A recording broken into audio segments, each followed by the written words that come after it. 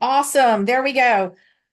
Today's presentation will be recorded and the slide deck, the full slide deck will be available on louisianafitkids.com.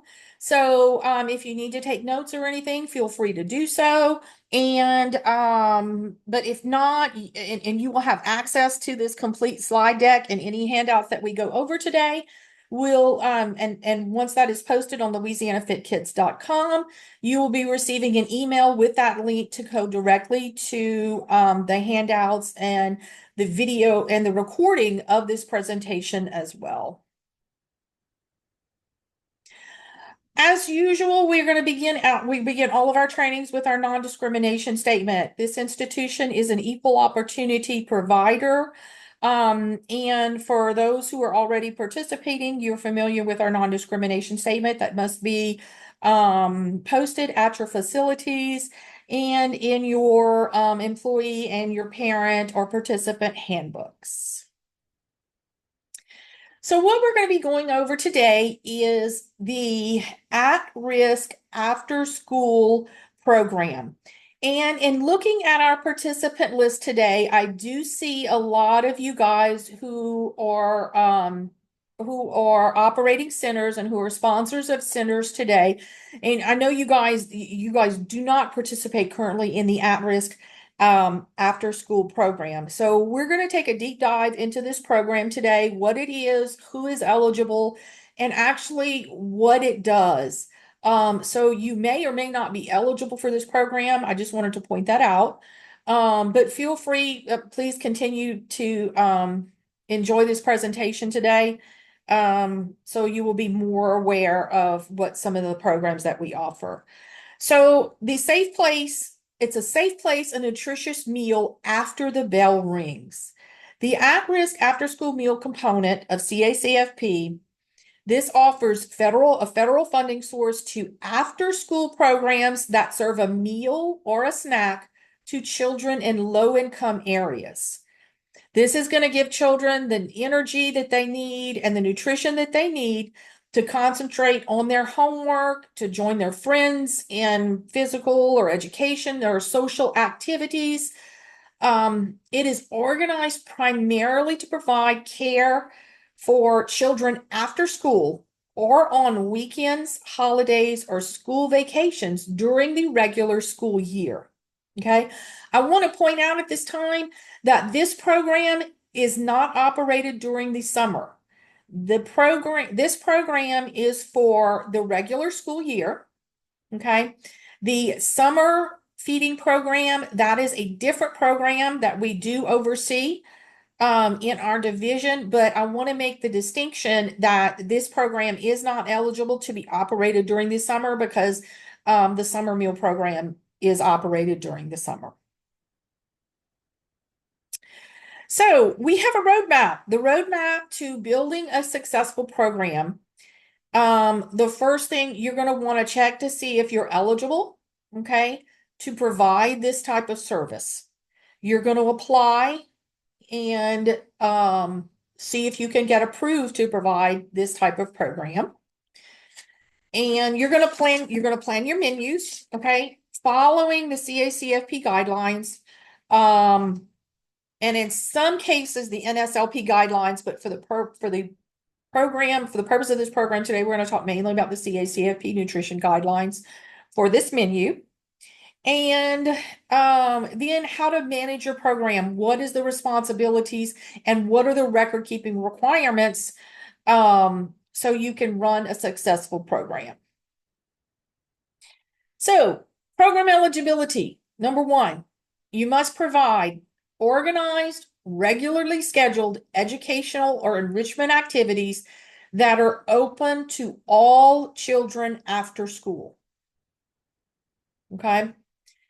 So that's program eligibility. The next one is organization eligibility. You must be a public agency, either a tax exempt nonprofit or a qualifying for-profit center. Participants must be 18 or under at the start of the school year. Okay. However, if they do turn 19 during the school year, those children are still eligible. And then area eligibility. You must be in an area where at least 50% of the children in the local public schools attendance zone are eligible for free or reduced priced meals. Okay. This is CEP participation does not automatically qualify a site for area eligibility. So, are you eligible? The core requirements.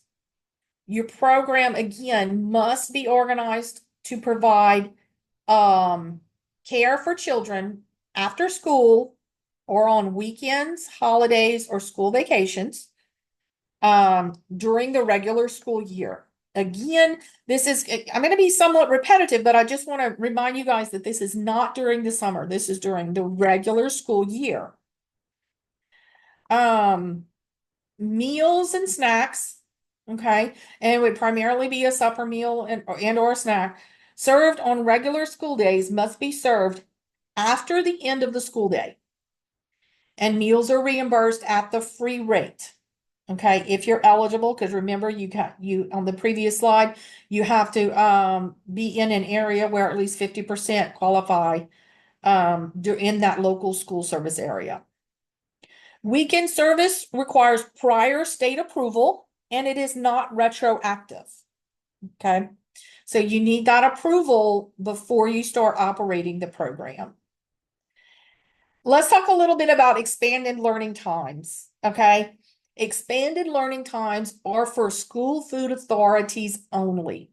We recognize that some of our school food authorities and school districts in the state only operate 4 days a week.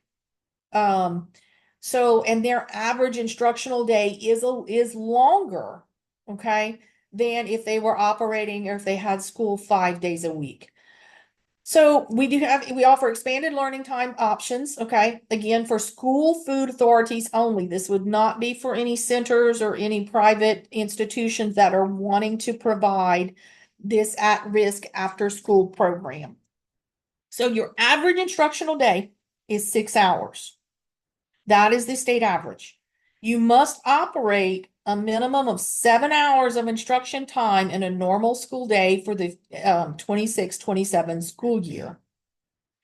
And this is what may qualify you to serve a meal or a snack to students after the 6-hour average, but before the end of the school day.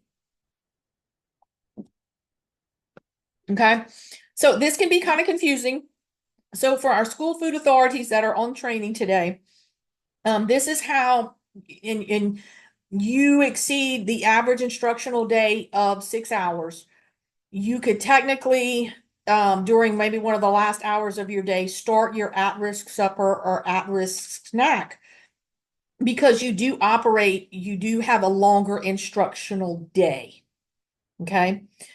The activities that you are providing, program activities and organizational types. So let's talk about what counts as an eligible activity. Your core requirement is again that you must provide that educational or enrichment activity. It's got to be supervised, and that's for all children who want to participate.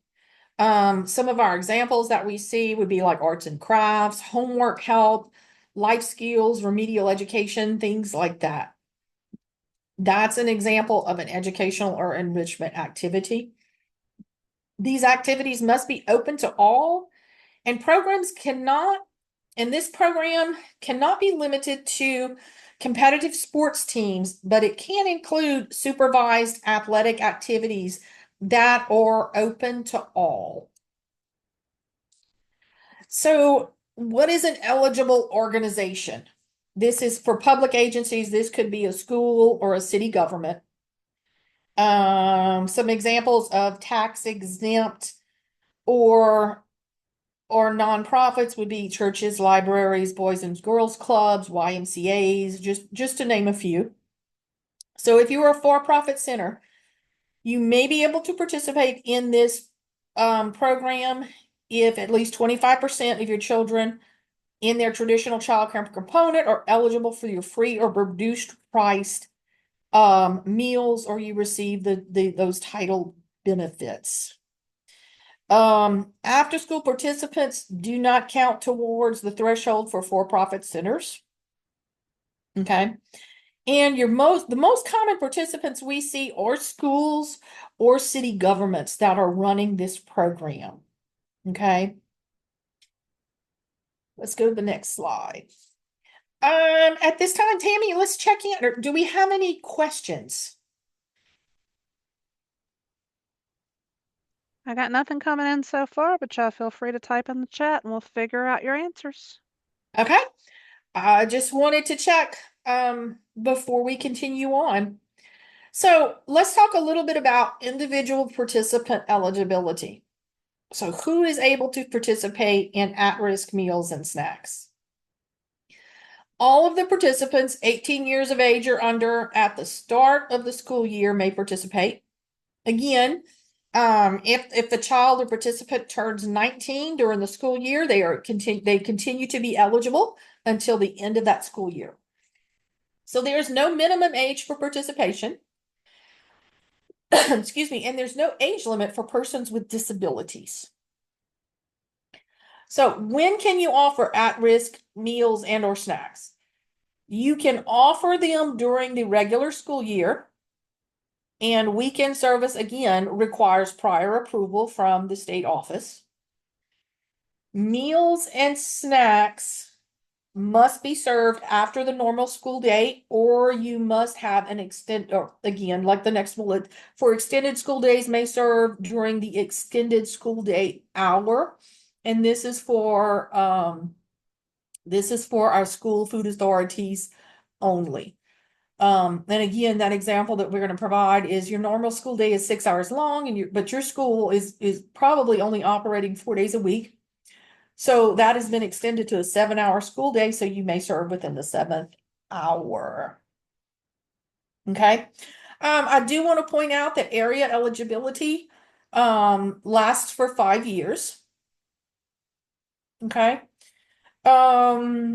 Sponsors, again, sponsors may not serve an after-school snack through the National School Lunch Program and serve the same child that snack through CACFP. So I just want to caution you guys that and tell you as much information up front as we can. So if you're a school food authority and you're doing your meals through the NSLP program, you cannot in essence like kind of double dip and then serve the snack through the CACFP or the at-risk after school program. So you may claim one meal and one snack per day if time allows. You may serve the first meal or snack immediately after the school day. Again, if you're on expanded learning time, you may serve it after the state average of 6 hours. Okay. Next, I'm going to hand this off to our partner, Rachel, to talk about the application process. Yes. So if you are not part of this program and you have realized that you actually are eligible and would like to participate in this program, the first step is to email us to kind of get this process started. So we can send you an email back that's going to list everything that we need. But just kind of like a brief overview, this would be making sure that you have confirmation of that area of eligibility. Do you have what's the school zone that's nearest you? What is their percentage of free and reduced meals applications, your documentation of tax exempt status if applicable, your financial viability. Can you provide this program without the use of our funds? And then do you have the administrative capability to manage this program? Because as we'll go into later, there's a lot of record keeping with this. So we want to make sure that you are aware and are able to do that from the very beginning. And then after that, you will submit your applications. You have a sponsor level application that a lot of you are probably very familiar with this. It's going to look identical as if you're participating in other CACFP programs. And same with the budget application, looks very similar as well. But the biggest thing is going to be that facility application that will look different. You will still have your meal and snack time, your meal and snack times that you're serving. And then we'll go over offer versus serve later, but you would indicate there whether you're utilizing that. Your age range of your participants, again, there's no minimum age. So at some of these at-risk programs, they may be serving this supper meal at a middle school, but you can have some participants that are partaking in a after school care program that might be 5 or 6 years old that you wouldn't think would be part of that middle school. You have to know what qualifying school you're going to be using for that 5 years of qualification. We need to know the types of enrichment activities you're offering. What are the school operating hours? So we can see that you're serving either after the bell rings or during that extended learning time. When is summer vacation? And then what are the hours of your after school program? And then you will also have to have a permit to operate from the Louisiana Department of Health that will have to be renewed annually. And I'm going to hand it back off to Debbie to go over the meal component. Okay, so let's talk about what we're actually gonna serve for these meals. So one of our core principles is in the Child and Adult Care Food Program is that this is designed to meet children's nutritional needs and align with the dietary guidelines for Americans.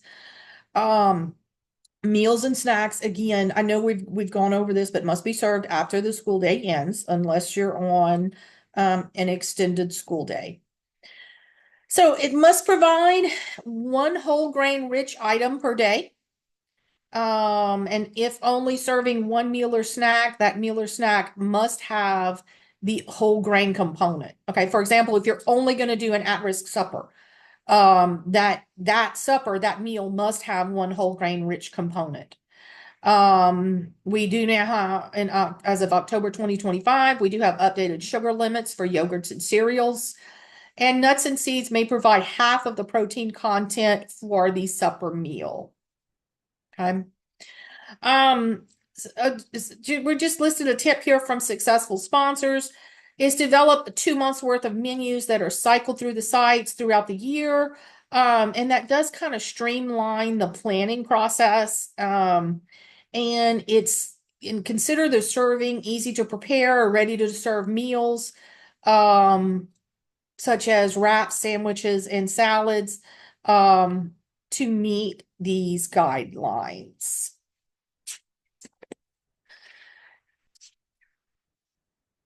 Okay, so the visual guide to a reimbursable supper. Here's the components. We need 5 components. And this is the CACFP meal pattern for ages. We chose ages 6 through 18. So you're going to need 2 ounces of meat or meat alternate. Okay, this can be meat, this can be cheese, eggs, beans, tofu, yogurt, jerky, things like this. Milk, 1 cup. Okay, CACFP, unflavored, low-fat, 1% milk or fat-free skim milk. Okay, or a flavored fat-free milk for ages 6 to 18. Fruits. Your serving size for fruit is going to be a 1/4 cup. Okay. You're probably going to want to aim for colorful options throughout the week. You can substitute 100% juice for a fruit or a vegetable component. And vegetables, a 1/2 cup. Again, the colorful options are a lot more visually appealing to are your participants. Your grain, your bread grain, 1 slice, 1 ounce, or a 1/2 cup of whole grain rich or enriched bread, pasta, or bread or rice. Milk, the recent change to the milk requirements, allowances, and NSLP does not transfer to the Child and Adult Care Food Program at this time. So we just, and we know that's in the news currently, that the National School Lunch Program does are going to have allowances for some higher fat milk options. However, at this time, and this presentation is coming to you in January of 2026. So at the time of this presentation, we do that allowance for NSLP for that milk does not transfer to CACFP at this time. In the event that it does, be on the lookout for additional communications from our office on how or if that could apply. But at this time, that does not apply.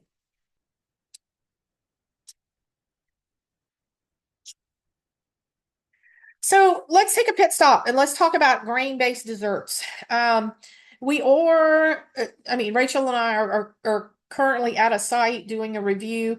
And this is something we have started our review cycles. We do CACFP reviews year round. So something we're seeing a little bit frequently is grain-based desserts. And grain-based desserts, which may be allowable in other programs, are not allowable at any meal or snack in the child and adult care food program. So some of you guys who participate in other programs or NSLP may be we just want to clarify that these grain-based desserts are not allowed at this time in the CACFP.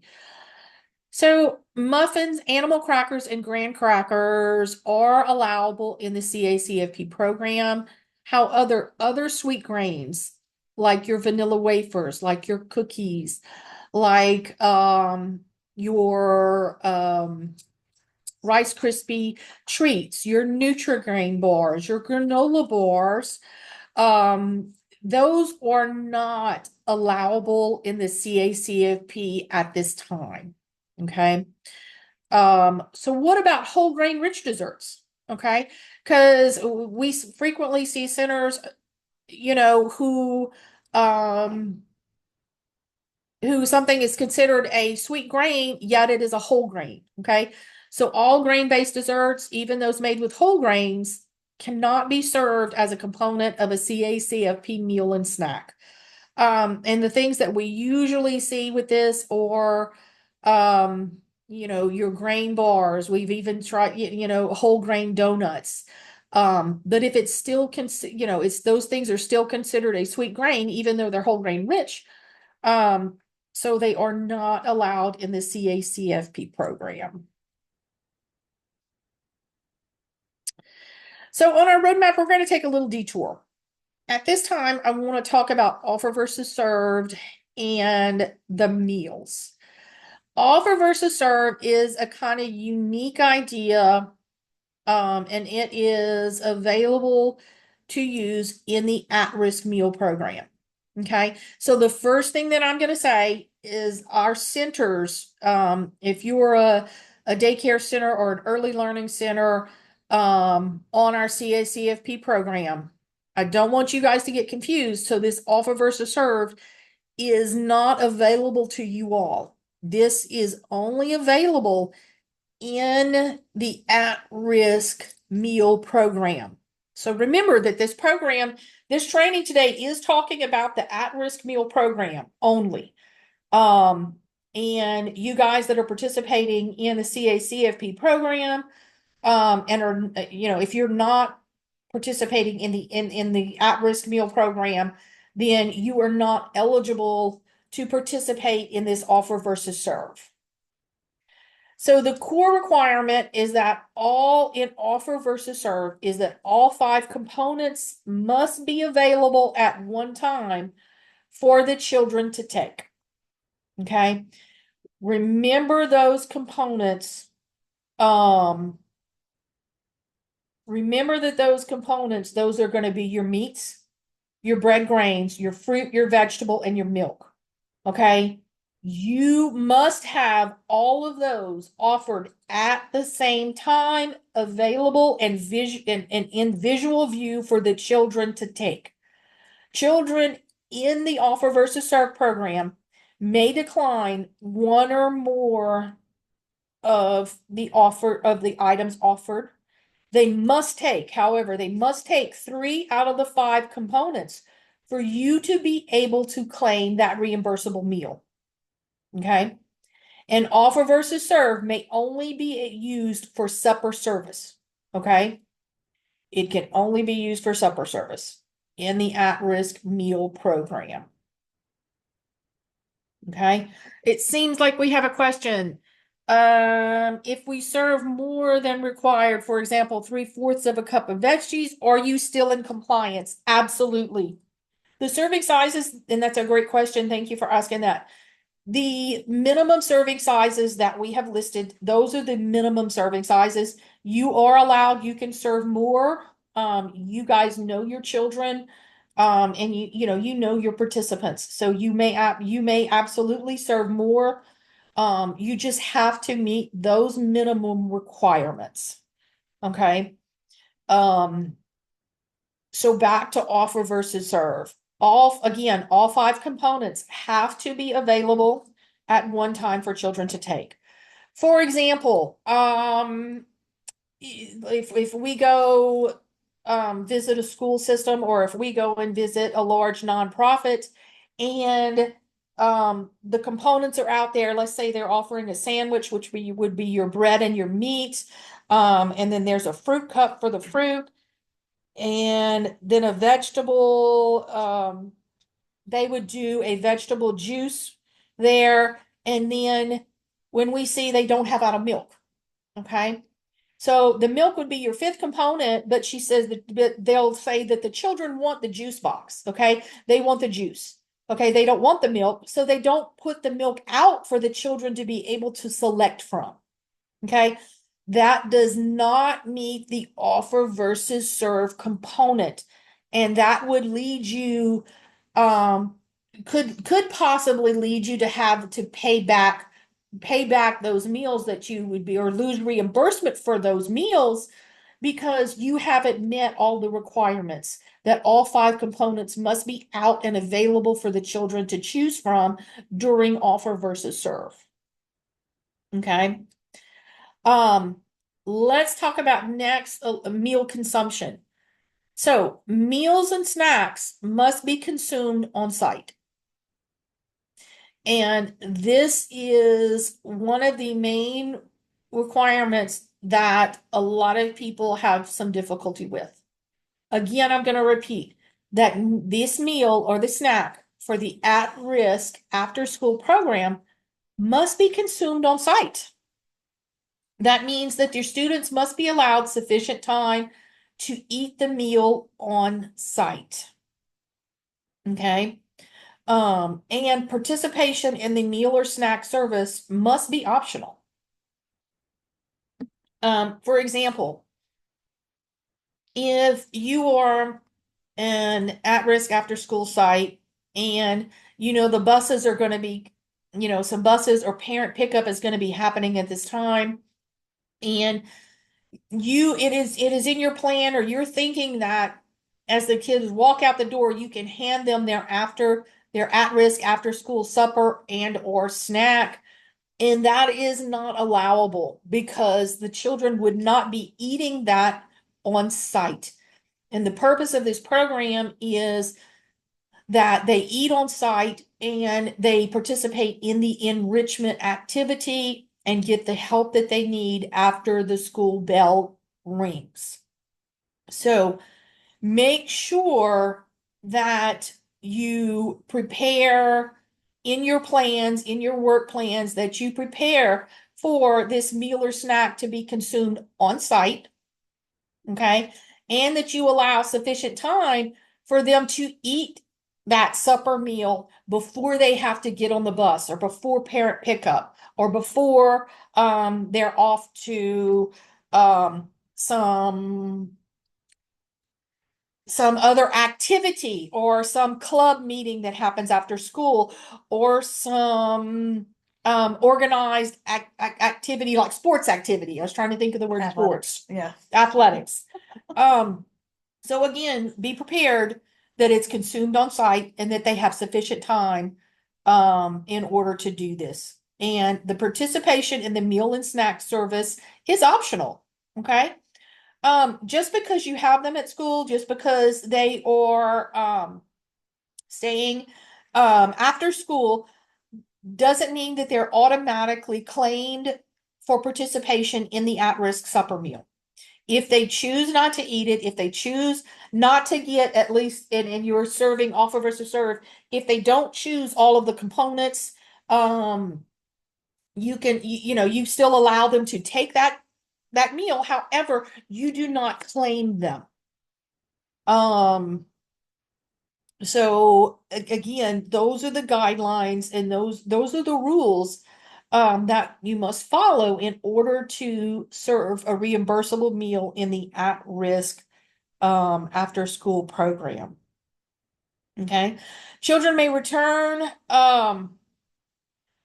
our pro tip down there at the bottom of the page about shared tables.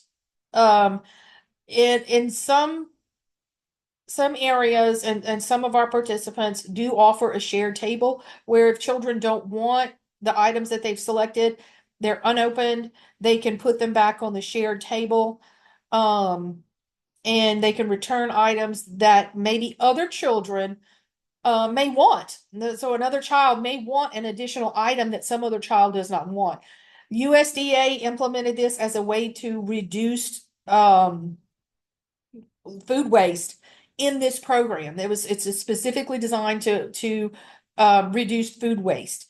However, you must have a request and you must have a permit from your local Louisiana Department of Health and Sanitarian Services in order to do that. So we wanted to make sure that you do that.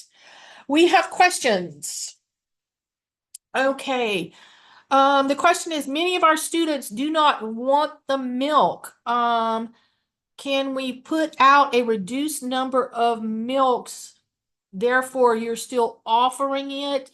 And must they eat in the cafeteria? Two outstanding questions. The first one. So again, we recognize that the students may not want the milk if you're participating in offer versus serve. They don't have to have the milk. However, some of the milks have to be out and to where they can choose it if they want it. Now, and I see what you're saying with that question. So, if you're serving 800 children, at risk after school meals, you do not have to have 800 milks sitting out that are getting hot. You can stage those items. You can put out you can put out the first serving of milk and then replace it as children take that. So for the second question, must they eat in the cafeteria? That is a no. I know a lot of our school systems and a lot of our sponsors and participants, the cafeterias won't hold that many. Okay, so there must be an area where they can sit down and eat. It does not have to all be, in the cafeteria. That can be outdoors somewhere. That can be, it can be in other places. But we do recognize that cafeterias, there's a capacity. They can't hold that many. Some of them, it might, if you're on an extended school day, that might be in some classrooms. And it might be other areas, not the cafeteria. Okay. I'm going to hand this back off to Rachel.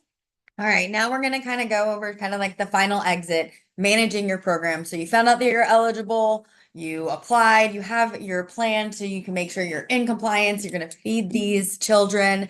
Now we want to make sure that you can run this program long-term successfully. When it comes to a lot of record keeping for the CACFP programs, it can sometimes feel like an overwhelmingly large amount of things you have to keep track of. But if you break it down into what we need to be done daily, what we need to do weekly, monthly, and yearly, it can help make it seem a lot easier. Some of the things that are very important that we do every single day are going to be those doing attendance rosters. So we need to know who is attending your after school program. And then we also need a separate meal count because we also know that every child, since participation is optional, every child that meal is offered to may not want it or may not take it. So we also need to, when that child receives it, have a way to count that this child received this meal. And then we also need daily food production records. So what was your menu? How much did you prepare? And how much did you actually serve? So we can make sure that we're hitting at least those minimum quantities. Some weekly things that need to be done are going to be making sure that your menus stay up to date and that they're posted because we know things change. And so we want to make sure we have those menus up to date. We enter receipts or invoices. We have KidCare for some of our school food authorities. They have some different software that they use, but everybody else making sure you're entering them into KidCare, especially those milk purchases, so we can make sure that your milk audit is within compliance. And then reviewing that milk audit to see if there was any shortages so you can adjust for the following week to make sure you can have a fully reimbursable meals. And then completing any sort of timesheets. So in that budget application, if we were paying for, you had budgeted for any food service staff or administrative staff to run this program, that you have those timesheets filled out accurately. And then monthly, making sure we're doing inventory at the end of the month and we're updating that beginning milk balance in KidCare.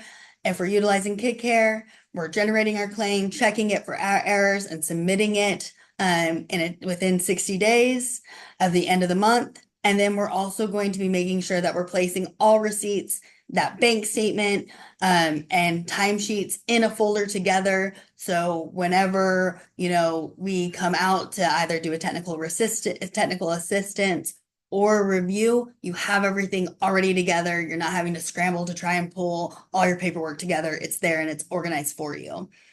And then yearly would be completing those applications, that facility, sponsor, and budget applications, completing staff trainings and facility monitorings according to what your application, and then updating policies and procedures as needed, and then making sure you're getting that Louisiana Department of Health permit every single year so you can stay eligible to participate in this program.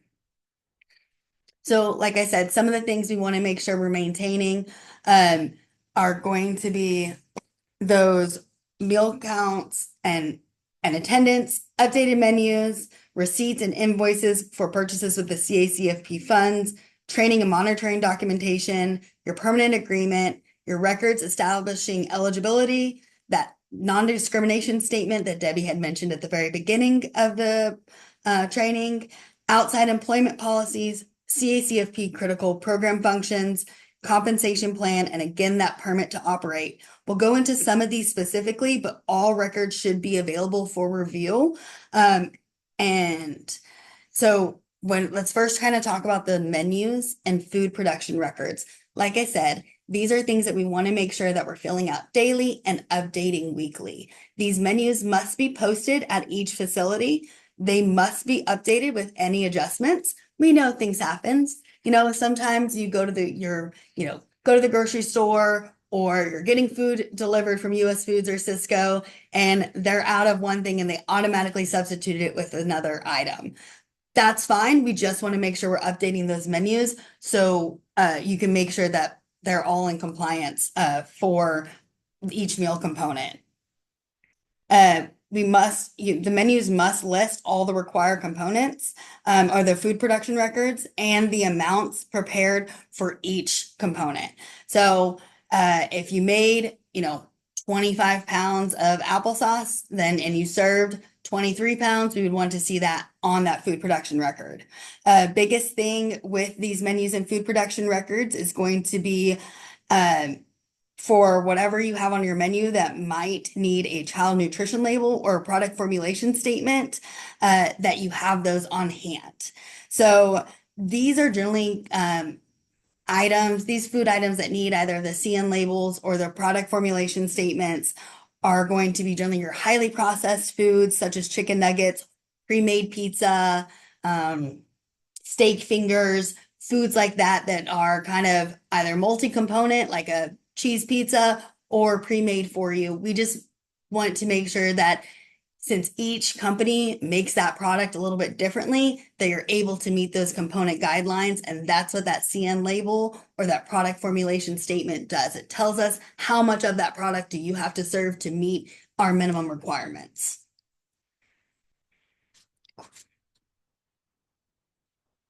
And then point of service and attendance records. These should be recorded and must be recorded daily. We need to make sure we have all of the names of the participants, of all that did and did not receive an after school meal or snack. And so that's where the daily attendance comes in, and then a point of service. So when they receive their meal, we're also marking who received that meal. School attendance records or hash marks may not be used, and all records must be legible and match the counts on your claim that you submit every month. And you may not just use attendance for the school day. It has to be separate for your meal claim. Because participation is optional, we know that not 100% of children are going to always want that meal or snack. And we want to make sure that we're giving it to the ones that want them. And then, so one of the biggest issues that we have with documentation frequently occurs from when a sponsor that, like a school food system or a large nonprofit, and they have all of these sites, and everyone's tracking attendance or tracking, who's receiving a meal differently, and you end up with a lot of discrepancies. So the easiest thing is just have one kind of standard form or program that you use for all of your sites to help eliminate any of those discrepancies. Another kind of best practice for point of service is to try to mark off each child immediately after they are served. Some examples would be like a child swiping their student ID when they receive a supper, or a teacher marking off who took a meal if they're being delivered to the classrooms. And then our financial records. Programs will be audited by state staff to ensure income and expenses for each child nutrition program can be verified, and records must be kept for 3 years plus the current fiscal year. Okay, these records that we want you to keep on file are going to be all invoices, receipts, if any canceled checks, line item reports, and for inventory, if you are a school food authority, you can do one inventory for both NSLP and the CACFP programs. We've got a great question. Is CACFP at risk a separate claim from the NSLP claim? Yes, it is. You will submit a separate claim through the CNP website. You will have a CACFP tab on that website for you to submit your claim.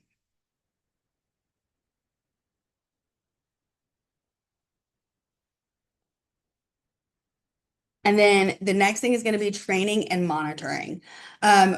2 trainings are required per year, and that first training must always be CACFP record keeping and civil rights. That training must be done annually. You can combine, if you are participating in the NSLP program and the CACFP at-risk program, you can combine your training so you're not having to kind of do double the work, but they must cover all of the CACFP required components. Monitoring for each facility must be monitored 3 times per year, and 2 of them must be unannounced visits. And your first monitoring must be conducted within the first 4 weeks of you operating an at-risk program. And your monitorings may not be more than 6 months apart. And then the last thing we'll go over are going to be your policies and procedures that you need to keep on hand. It is a good practice to keep all of these that are listed in a binder or folder for ease of access. Kind of like how I mentioned earlier about at the end of the month, taking all of your invoices, your receipts, that bank statement or line item report, putting it in a folder, and so that way it's easy and organized. Best thing would be to have your policies and procedures, update them annually with any changes, but have a binder that's ready. So if we come to do a review, Again, you're not having to scramble, try to pull things from a bunch of different websites or, and you have it all there for you.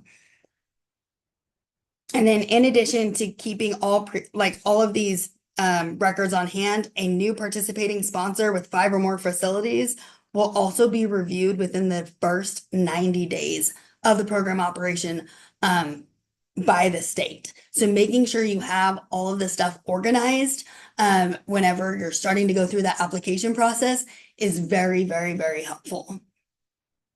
If you follow what you should be doing and recording daily, weekly, monthly, and yearly, your records should be pretty well organized and they should be up to date, and it shouldn't be super stressful if the state were to come to audit you.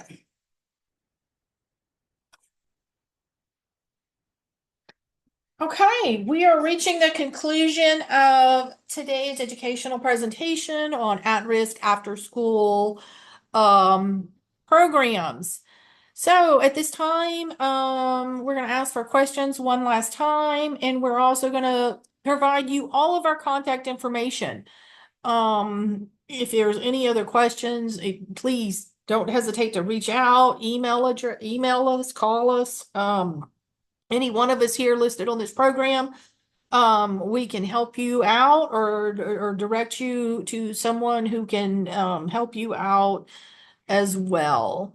So it looks like, since we have another question, since we have so many centers here, if a daycare center qualifies for at-risk, you must be able to show separate children participating in the daycare and the at-risk program. So children are not allowed to duplicate meals between the two programs, and that is correct.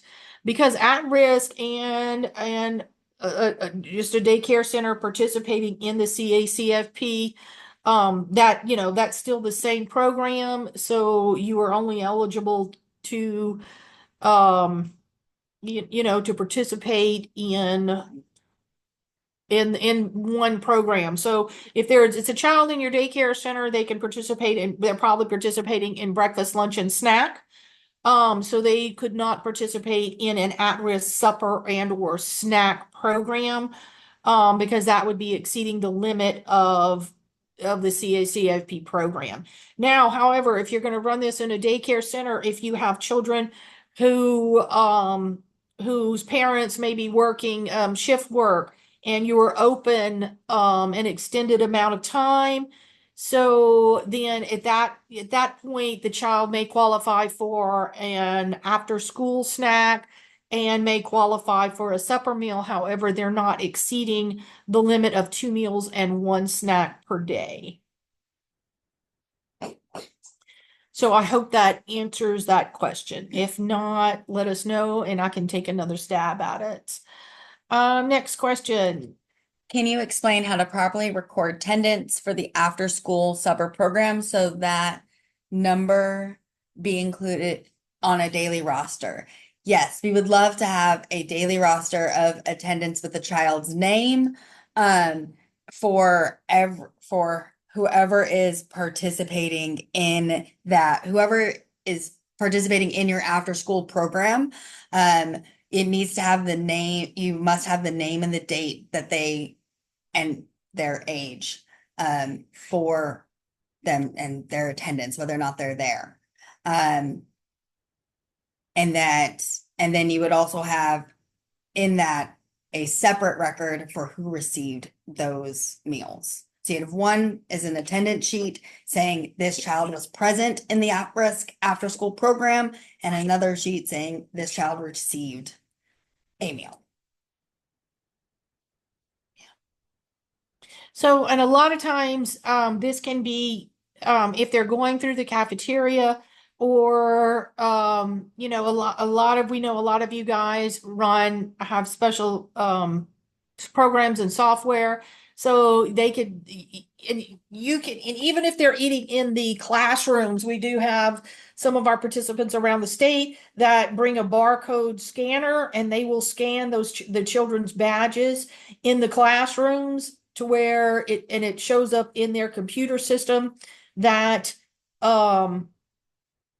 that they are receiving an at-risk supper or at-risk after-school snack. So this does absolutely does not have to be a manual process. Most of these, we're seeing best practices. You guys have the software in place because it's such a large number of the Yes. participants in these programs.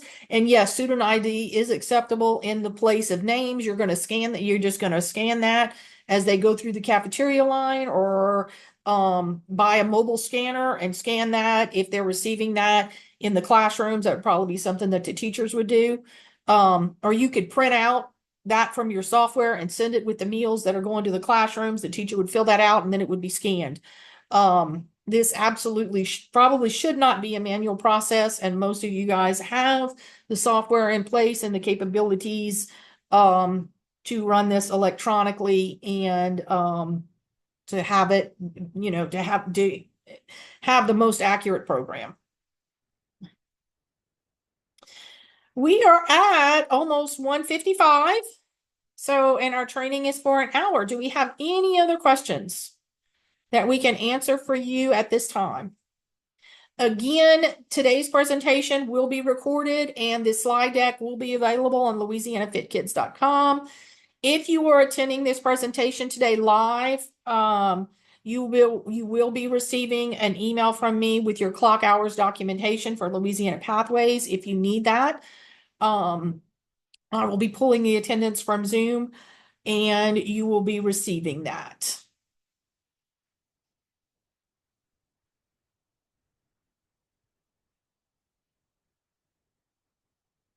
If not, we are going to conclude today's presentation. We're going to go ahead and stop the recording and